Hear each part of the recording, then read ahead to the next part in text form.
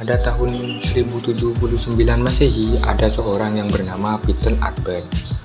Ia adalah seorang filsuf yang menghidupkan kembali pelajaran logika. Pada perguruan tinggi di Paris, Prancis, usaha yang dilakukan beliau adalah menyampaikan pelajaran logika yang disusun oleh Aristoteles. Akan tetapi, karena kesungguhan Albert dalam menggali naskah-naskah tua, maka akhirnya ditemukan juga naskah peninggalan Cicero tentang Topika. Apelus tentang Perismenias dan Botius, sebuah komentar tentang The Interpretation. Pada masa itu, kumpulan dari naskah tersebut disebut Arpectus atau logika tua. Hal ini disebabkan bagian-bagian lainnya dari logika belum ditemukan, sehingga tidak ada logika pada masa itu. Bahkan tidak pernah diketahui pada orang masa itu, pada masa sebelum ditemukannya logika. Logika pertama disusun oleh Aristoteles pada tahun 384 sampai 322 sebelum Masehi sebagai sebuah ilmu tentang hukum-hukum berpikir guna memelihara jalannya dari setiap kekeliruan. Logika sebagai ilmu baru pada itu ditemukan dengan nama analitika dan dialektika. Kumpulan karya tulis Aristoteles mengenai logika diberi nama organon. Seperti itu.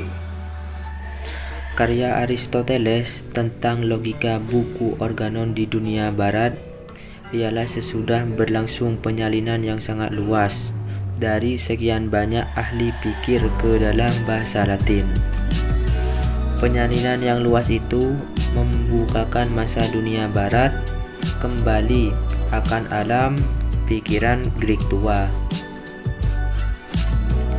Petrus Hispanus menyusun pelajaran logika berbentuk puisi seperti Al-Ahdari di dalam dunia Islam. Petrus Hispanus inilah yang mula-mula mempergunakan berbagai nama untuk sistem penyimpulan yang sah dalam pemikiran bentuk silogisme kategori dalam sebuah puisi. Kumpulan puisi Petrus Hispanus mengenai ini bernama Summulae. Francis Bacon melancarkan serangan sengketa terhadap logika dan mengajukan penggunaan sistem induksi secara lebih luas. Serangan Bacon terhadap logika ini memperoleh sambutan hangat dari berbagai kalangan di Barat, sehingga kemudian perhatian lebih ditujukan kepada penggunaan sistem induksi. Pembaruan logika di Barat berikutnya disusul oleh penulis lainnya, di antaranya Gottfried Wilhelm von Leibniz. Ia mengajukan penggantian pertanyaan-pertanyaan dengan simbol-simbol agar lebih umum sifatnya dan lebih mudah melakukan analisis. Demikian juga Leonhard Euler, seorang ahli matematika dan logika Swiss, melakukan pembahasan tentang term-term dengan menggunakan lingkaran-lingkaran untuk melukiskan hubungan antar term yang terkenal dengan sebutan Circle Euler.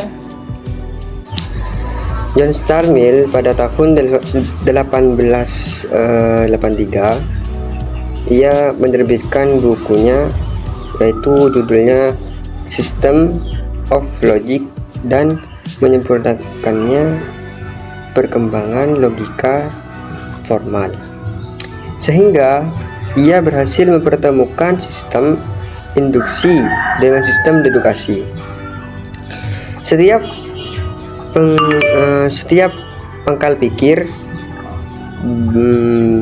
dasar di dalam dedukasi memerlukan indukasi. Sebaliknya, dedukasi juga memerlukan indukasi bagi penyusun pikiran mengenal hasil-hasil eksperimen dan penyelidikan. Jadi, keduanya bukan merupakan bagian-bagian yang saling terpisah, akan tetapi sebelumnya saling bantu-membantu. Mill sendiri merumuskan metode-metode bagi sistem indukasi terkenal dengan sebutan for methods yaitu metode kuasal.